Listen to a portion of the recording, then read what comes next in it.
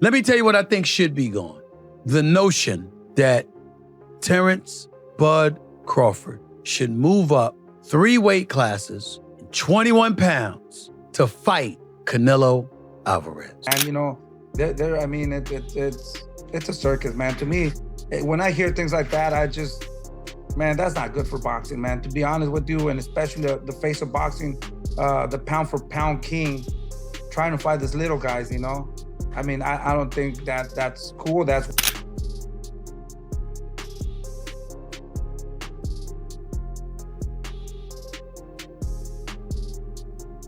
If you think Canelo versus Crawford is the fight of the year, think again. Sure, it sounds epic, 2-pound, 4-pound stars, 2 legends, 1 ring. But when you look past the hype, it's more about money, headlines, and flashy promos than it is about real boxing legacy. And if you truly love the sport, this one might leave you disappointed. It looked like Canelo, and I had to listen. Your son should have got the opportunity. Embarrassing, man. You know, that would be embarrassing. And how do you feel about Canelo? It would be embarrassing for me to even ask for a fight with Terence Crawford, you know, with David Benavidez. Come on, you know, it's embarrassing, you know? It's like me trying to go to fight Usyk. Come on, bro, you know? It's a big difference. Canelo's too big for Terence Crawford, you know? It's all about money. I think that Canelo does not need to fight for belts. He could go and do exhibitions, so he'll make the same money that he's making, because at the end of the day, you know, he's Canelo. He's worked so hard, and people will pay to go see him. But I just believe that he has fucking belts hostage, you know? He's not giving people opportunities, you know, and I don't know why the organizations are allowing that. Why not make it mandatory? We waited for 4 years, man. Mandatory, you know? So at the end of the day, you know, man, I just don't even want to talk about Canelo. What about that? Now, you know, that now we have Diego Pacheco at 168. Now, you know, it's like Canelo, you know, like, but I would even think that he would never face Diego Pacheco. Let's talk facts. Canelo versus Terence Bud Crawford is being pushed as a historic clash. But ask yourself, who actually wanted this fight? Who gains from it? And who's really putting it all on the line? This might be the most hyped mismatch boxing has ever seen. So let's break down the truth behind this so-called mega fight. Crawford versus Canelo. I hate it. I don't like it one bit. I think that Crawford is the best pound-for-pound fighter on the planet. I think that Canelo is one of those folks. But Canelo is fighting at 168, which means he's walking around heavier. And I appreciate Canelo Alvarez coming on this show, having me interview him last week before his victory over Munguia, which I knew would happen. I appreciate his honesty and his candor, but I was honest too. He knows what I want. I want what all boxing fans want. We want to see the reigning, defending super middleweight champion of the world, fighting against another super middleweight champion in David Benavidez. Here's how it all came together. Turki Alosha, the Saudi power player funding most of boxing's biggest events right now, decided to do it again. After bringing us Fury versus Usyk and Joshua versus Ngannou, he's now lining up Canelo and Crawford in the same ring. It's happened. Canelo Crawford, 13th of September in Las Vegas. Thank you for everyone. Thank you, Canelo. Thank you, Crawford. Thank you, Netflix. Bella. Thank you, Bella. Thank you, all your team in Netflix. Thank you, Nick Khan, TKO. Thank you, Dana, my brother, who he will promote this fight with me. Thank you for Sila, Dr. Rakan, my old friend, Dr. Rakan. Thank you to Riyadh Season, Faisal. Thank you to Fatal Fury, SNK. Thank you to the Ring Magazine. Thank you for everyone. This is the biggest fight in boxing and in the history in the last 10 years and maybe more. Thank you, Shepard, from the team of Canelo. Thank you, Ash, the Hunters. And this is very good opportunity for the talent in boxing. We will make the undercard, all the undercard, about talent, because we have the biggest fight. We don't need big fight in the undercard. For that, we will give the chance for the talent. If you think you are ready to be in the undercard of Canelo Crawford, come talk with us. And maybe you will have chance. Thank you, and see you in Vegas the 13th of September, inshallah. And yeah, on the surface, it feels historic. Crawford just dominated Errol Spence Jr. and became undisputed at welterweight. Canelo is still the face of the sport, a red-haired wrecking machine who's owned the super middleweight division. But let's not get it twisted. Just because it looks big doesn't mean it makes sense. Crawford can make Canelo look bad just like Mayweather did, okay, and just took him to school without running. Or we'll see, Canelo just annihilate him because of the weight. You have to remember that Crawford is a 47-pounder or 54-pounder. Coming and Canelo has fought he's probably weighed 200 pounds in the ring at one point. So, and it makes a huge difference, guys. 1 pound, 2 pounds, 3 pounds makes a huge, huge difference. So, especially at the elite level. So, I think it's a great fight. I just think that the press conferences were freaking lame. Why? Just because it was all staged. I mean, come on, guys. Look, if you want to see Canelo pissed off, take a look at my press conference. Let's strip away the hype, the big names, and the Saudi millions. At its core, this isn't the fight boxing purists have been asking for. Crawford is a true 147-pounder. That's where he built his legacy, undefeated and undisputed. Even when he touched 154, it wasn't convincing. He never proved himself against the top guys there. Now he's jumping straight to 100. I don't gotta knock him out to beat him. He's never been knocked out before, but he lost fights before. So everybody, that's coming in thinking that I need a knockout to beat Canelo Alvarez is wrong. And that's not the approach that, we take in this fight. If the knockout comes, then it comes. But we're not going in there to knock him out. We're not looking for the knockout. Terence, you have said if you win, you feel you're on the Mount Rushmore. I didn't say if I win. Okay. I said when I win. When you win. Well, with that, what is Terence Crawford's legacy with a win over Canelo? Listen, I already said it. I'm on that mountain. Ain't nothing left to say. Live, only on DAZN, June 28th. Jake Paul versus Chavez Jr. Buy now at DAZN.com/boxing. Who's the most skilled fighter today? Bud is definitely one of them, for sure. Tyke Shakur, Devin, Boots, Jerron, my favorite. It's a lot of them, and they skillful in different ways. Mm-hmm. You know what I'm saying? Somebody that, I can bet the house on is Bud. Because me and him, we so much alike in our mentality. Soon as I see this dude, he come in the room or I come in the room, we start arguing. About basketball, wrestling, anything, bro. Man, you can't, man, you looking small. What you mean I'm looking small? You looking small. You gotta really hurt that dude to turn him away and to try to stop him from doing what he want to do. So skillful, yes. But this and this, no. It's different, man. There's not a lot of guys like that out there currently. There's a lot of guys that talk it. But until you get in that real fire, I'm not saying you fighting a guy you should beat. I'm saying a guy that it's a 50-50 matchup. We don't really know what you have. You don't even really know what you have. So we're just skipping to whole divisions now. Bud is about to face a guy who's ruled 168 and even fought at 175. Canelo's gone toe-to-toe with real punchers like Sergey Kovalev and survived bombs from much bigger men. He's built like a tank. There's a natural 21-pound difference between them. That's massive. I don't respect him anymore because he say, I'm not gonna do what they want me to do and this and that. And then he tried to, maybe Turki Al-Ashi told him, hey, you need to do something because you seem so nervous in Riyadh. So and he tried to he walking me back, and that's why I pushed him. And like I say, don't with me. Does it bring a different Canelo then? Yeah, it's different. Yeah, you watch Saunders fight, right? Which one? The Saunders. Oh, he pissed me off. He pissed me off. Yeah. So it's gonna be almost the same. Size isn't just a detail in boxing; it's everything. This isn't basketball where height gets you an easy bucket. In boxing, every pound adds danger. Every jump in weight can mess with your power and your chin. Crawford's speed, timing, and IQ are elite, no question. But now he's stepping in with someone who's eaten punches from legit light heavyweights.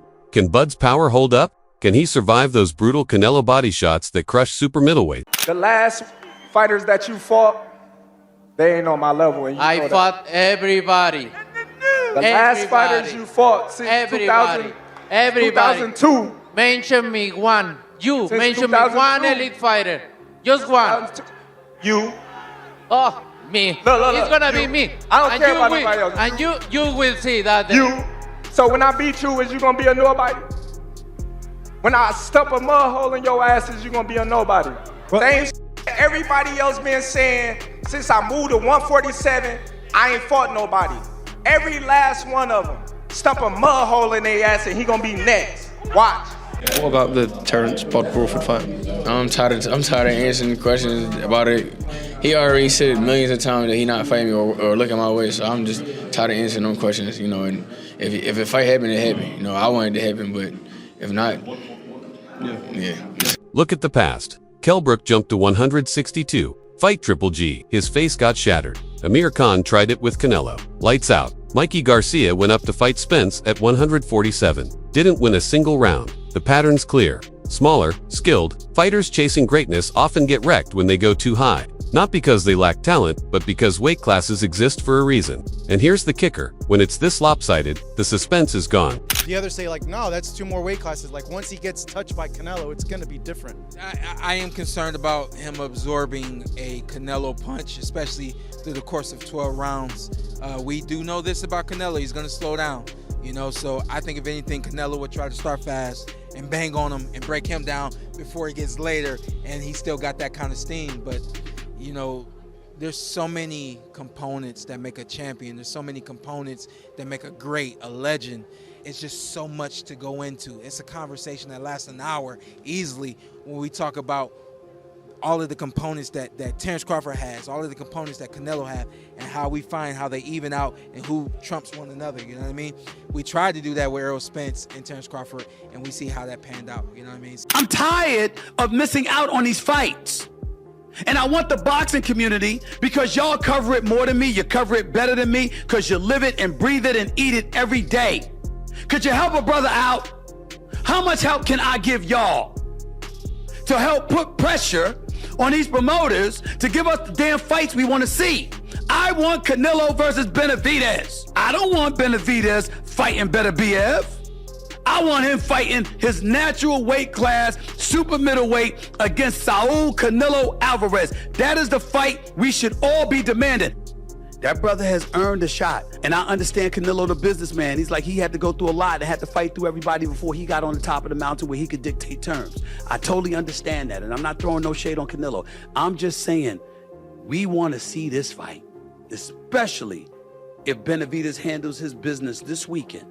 Canelo, we deserve to see that fight. When one guy has that much of a physical edge, it doesn't feel like a battle of wits. It feels like a cash grab. Crawford's brilliance might not even shine because he'll be too undersized. Even if he holds his own, it could turn into a slow-paced fight where Canelo walks him down, eats his shots, and keeps landing those crushing body blows. By round 6, Bud will have to fight a perfect fight just to survive. That's not thrilling. That's watching your guy try to stay afloat with bricks tied to his ankles. Crawford, Canelo, who you got? Crawford, Canelo? I still say Canelo. I got Canelo too. I still say Canelo. Ring IQ, I believe that Crawford has a bit more. Yeah. However, it's just the size difference. I think that where Crawford is lacking is that he should test the waters even with somebody at that weight class before facing Canelo. But hey, they say he's a dog. He's got shot in the head and drove to the hospital, so maybe that's just his mentality. Hey, let's see. Only one way to find out until that day comes. It's the only way, but I definitely think that it's a great fight overall. You know, black and brown is how you get down. That's right, that's right. I mean, I can't really say nothing about that. If that's what he wants to do, then that's what he's going to do. Canelo is a man that he does anything he wants to do. I don't think really what people say affects him. But I feel like the people, they want to see David Benavidez versus Canelo Alvarez. It's the biggest fight to make happen, and I feel like I'm the biggest threat to him. And for Canelo, if he wins, people will say, so what? You beat a welterweight. It adds nothing to his legacy. But if he loses, the critics will be brutal. You let a smaller guy beat you. No matter the outcome, it doesn't push the sport forward. It only helps boost 2 brands, Canelo, Crawford, and the man footing the bill, Turki Al-Alshir. This isn't about legacy, it's about spectacle. Iban Oscar de la Hoya, who's been behind some of the sport's biggest fights, isn't buying the hype. And if Oscar's calling this matchup a joke, you know it's not sitting right. Because you have Crawford jumping up 2 weight classes to fight Canelo, who's a natural light heavyweight. Crawford, who couldn't push back Madrimov. Life and death with Madrimov. What do you think Canelo's gonna do to him? Run him out of the ring. You know what's laughable also? Dana White being named the promoter of this fight, considering he's never been in the boxing space. Has no stable of boxers. He didn't negotiate. And is being handed this fight on a silver platter and called promoter. He's the trust fund baby of boxing. That's it. The trust fund baby of boxing. And get this. The fight will take place during the day on September 13th in Las Vegas. During the day. So Canelo will fight during the day on Netflix just to accommodate UFC Noche later that evening on a different network. So does that mean this fight isn't important?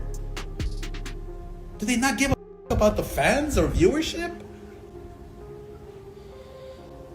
Why is it that Canelo has to fight during the day on Mexican Independence Weekend? And UFC with a roster of names I've never heard of is going on prime time. Cinco de Mayo. He's fighting in Riyadh, and now he's fighting during the day on the biggest weekend in boxing. Yeah, Canelo will fight anywhere, anytime he's told, because he doesn't give a all he cares is about the money. Doesn't give a fans. Are you still favoring Crawford in the fight, or has your opinion changed? I mean, I've always favoured Canelo in the fight. Well, I've heard that you want Canelo to win, but you of feel course, big. yeah. I like Terence. But I've worked a lot with Canelo, and I think just because of what I saw in Riyadh and because of the threat, and he's getting on as well, Crawford, but it's just like the mindset of Crawford. Like, there's no doubt in Terence Crawford's mind that he wins this fight. And when you spend a bit of time with him, you kind of start buying into that. And I guess that's what happened in Riyadh, because I travelled with him to the fight, and but it's a 50-50 fight. I think gun to head, I'm probably picking Crawford right now. But I want Canelo to win. And he can win for sure. But Terence is going to make it really tricky and awkward for him. And I don't think he's going to like that kind of fight. He didn't hold back, called it out for what it is, a fight more about power and politics than real competition. And here's the twist. Dana White, the face of the UFC, and someone who openly bashes boxing's problems, is promoting this fight now. Yeah, Dana White is teaming up with Turkey and TKO to sell this under the Riyadh season banner. That tells you everything. This isn't about belts or greatness. It's about stacking 2 big names in a ring, making it look massive, and cashing out. If Dana White is willing to put his name on a boxing event, the money must be unreal. There's a lot of fucked up things about boxing, but they don't say shit. I mean, nobody talks. It's the most amazing thing. If we sign a deal, I gotta fucking get on my phone quick and go, hey, we just fucking, because 90,000 people will be out there talking about it. These guys don't talk. I'm promoting the fight. Is that fight happening in Vegas still? Because I'll let you guys know when it's time to let you know. Crawford is going to fight Canelo, because even if I have some doubts and misgivings about the size matchup, it is 2 action fighters who like to fight aggressively at times, not all the times, going against each other, and we'll see who can open the other person's tuna can, so to speak.